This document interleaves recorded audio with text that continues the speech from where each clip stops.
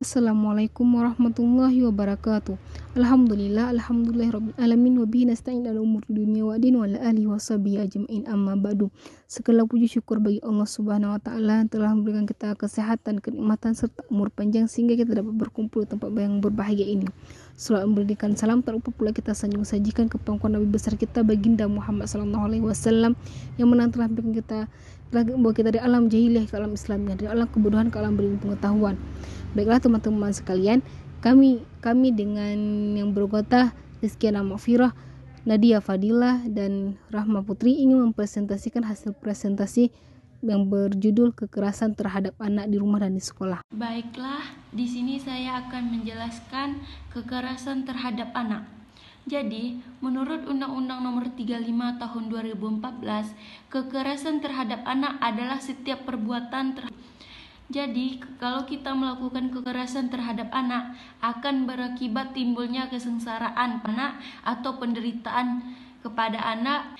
Yang dimaksud dengan secara fisik ialah sebutan yang berarti yang wujud dan dapat terlihat oleh kasat mata, dan bisa juga fisik dilihat mental seorang anak. Dimaksud dengan psikis ialah kondisi mental seseorang. Kondisi ini dapat dipengaruhi oleh berbagai hal, seperti pengaruh dalam lingkungan anak, pendidikan anak. Kenyataan psikis seseorang sangat berperan dalam menentukan kepribadian anak tersebut. Dan yang dimaksud dengan seksual ialah yang melibatkan organ tubuh lain, baik fisik maupun non-fisik. Dan penelantaraan, yang dimaksud dengan penelantaraan yaitu dicirikan oleh kegagalan dalam memenuhi kebutuhan dasar anak. Penelantaraan bisa berupa penelantaraan emosional seorang anak. Di situ termaksud ancaman untuk melakukan perbuatan pemaksaan atau perampasan kemerdekaan dengan cara melawan. World Health Organization tahun 2002 menyebutkan bahwa perilaku kekerasan terhadap anak adalah semua bentuk perlakuan menyakitkan secara fisik ataupun emosional, penyalahgunaan seksual, pelalaian yang mengakibatkan cedera atau kerugian pada kesehatan anak atau kelangsungan hidup anak atau tumbuh kembang anak atau martabat anak. Baik, di sini saya akan menjelaskan yang kedua tentang kekerasan terhadap anak menurut Suyanto. Yang pertama ada kekerasan fisik. Yang dimaksud dengan kekerasan fisik ialah perbuatan yang mengakibatkan rasa sakit atau luka berat.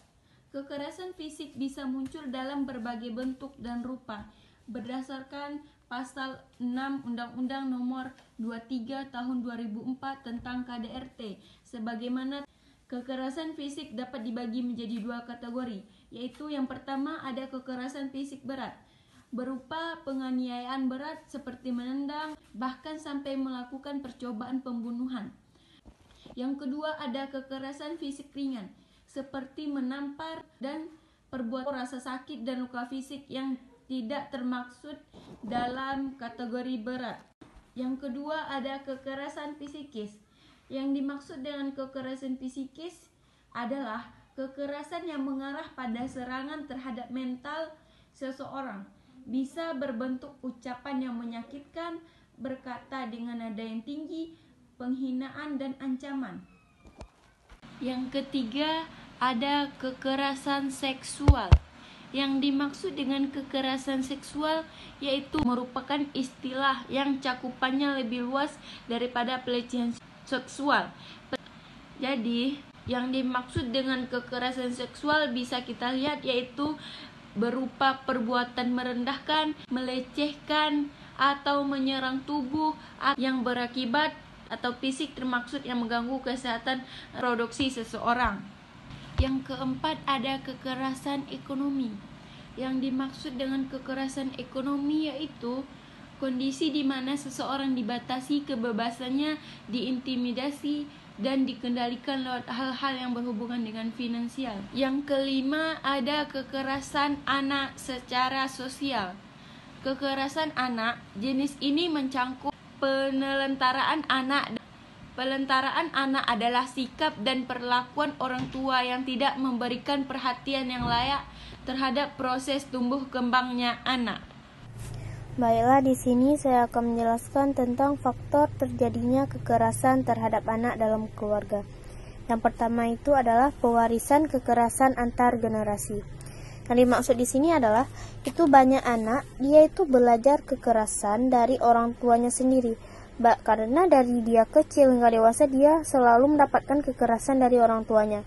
Maka dari itu anak tersebut dia juga melakukan hal yang sama kepada orang lain karena kan sifat orang tuanya itu turun-menurun kepada dia.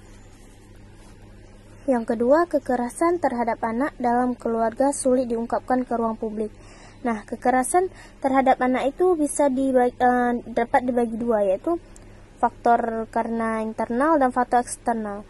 Faktor internal itu adalah faktor di mana anak tersebut dia tidak mau melaporkannya ke masyarakat, dia hanya cukup berdiam diri saja.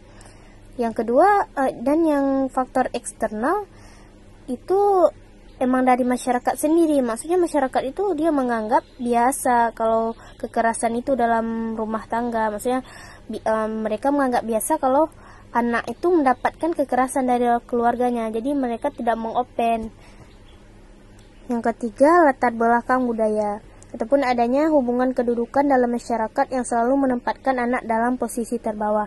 Nah, masyarakat itu selalu menganggap bahwa anak itu terdapat pada tangga terbawah. Jadi orang dewasa itu dia selalu melakukan kekerasan kepada anak kecil karena mereka anggap anak kecil itu dia tidak ada hak apapun, tidak ada hak untuk bersuara, tidak ada hak untuk protes karena orang dewasa itu menganggap bahwa anak itu dia tidak ada hak untuk apapun gitu. Faktor penyebab terjadinya kekerasan di sekolah. Yang pertama itu adalah faktor biologis. Faktor biologis ini akibat dari dorongan naluri atau bisa juga disebutkan dengan suatu dorongan kebutuhan dasar yang sangat kuat. Yang kedua adalah faktor psikologis. Faktor psikologis ini adalah faktor yang jika keinginan dia tidak tercapai atau terlambat tercapai, maka dia akan akan frustasi. Jadi jika dia frustasi maka dia akan marah ataupun membuat kekerasan. Yang ketiga adalah faktor sosial kultural, di mana di sini faktor ini adalah dia lebih berpengaruh kepada lingkungan, baik secara langsung ataupun tidak langsung. Yang keempat itu adalah faktor pencetus atau faktor tekanan. Nah, di sini faktor ini adalah dia itu bisa disebabkan karena dari luar maupun dari dalam. Misalnya kalau dari luar itu kayak serangan, dia terkena serangan fisik, kehilangan, kematian dan sebagainya. Sedangkan dari dalam itu dia itu seperti kehilangan rasa cinta, ketakutan terhadap penyakit, dan kehilangan ataupun putus hubungan dengan orang yang dia sayangi, dan lain sebagainya.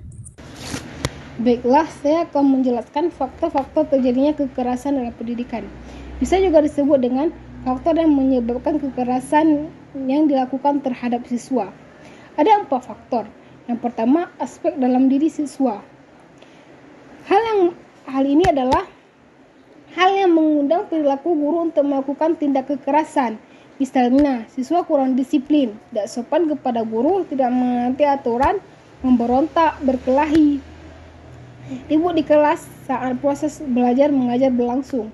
Hal ini adalah dapat mengundang perilaku guru untuk melakukan tindak kekerasan.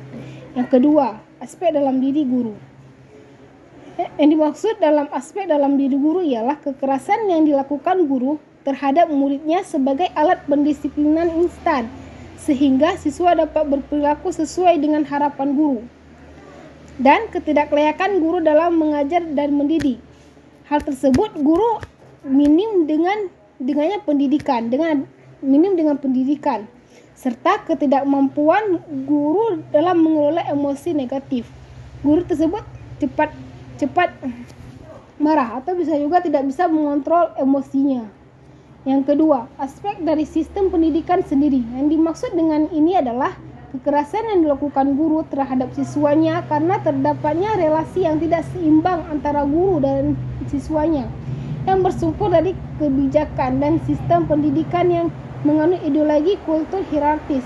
Hierarkis adalah kumpulan atau susunan, sehingga muncul paham siapa yang struktur hierarkisnya lebih tinggi adalah yang kuat, sehingga siapa yang struktur hierarkisnya lebih rendah dialah yang lemah. Yang keempat, aspek dari kultur masyarakat. Yang dimaksud dengan ini adalah kekerasan yang dilakukan guru terhadap siswanya banyak diakui oleh masyarakat sekitar di sekolah. Masyarakat dapat mempengaruhi bagaimana guru mendidik. Jika pengakuan masyarakatnya yang baik, maka guru tidak akan melakukan tindak kekerasan. Begitupun dengan sebaliknya, jika pengakuan masyarakatnya buruk, maka guru akan melakukan tindak kekerasan. Kesimpulan yang dapat diambil dari materi ini, dari presentasi yang kami ialah kekerasan merupakan hal yang sering terjadi dan tidak bisa dipungkiri. Kekerasan dapat dilakukan oleh siapa saja dan kapan saja. Kekerasan juga sering terjadi di lembaga pendidikan seperti sekolah. Bahkan dalam keluarga pun juga terjadinya kekerasan. Maka saat adanya pandemi pun kasus kekerasan terhadap anak meningkat. Kekerasan terhadap anak menyangkut kekerasan psikis, fisik, kekerasan seksual, kekerasan ekonomi, serta kekerasan secara sosial. Dan faktor terjadinya kekerasan terhadap anak dalam keluarga itu menyangkut hal-hal yang diwarisi. Sulit untuk diungkap ke ruang publik, yang mana anak menolak untuk diungkap hal kekerasan tersebut, serta latar belakang budaya yang mana anak ditempatkan di posisi yang terbawah. Yang dapat kami sampaikan, mohon maaf jika ada kesalahan dan kekurangan. Wabillahi taufiq wal hidayah. Wassalamualaikum warahmatullahi wabarakatuh.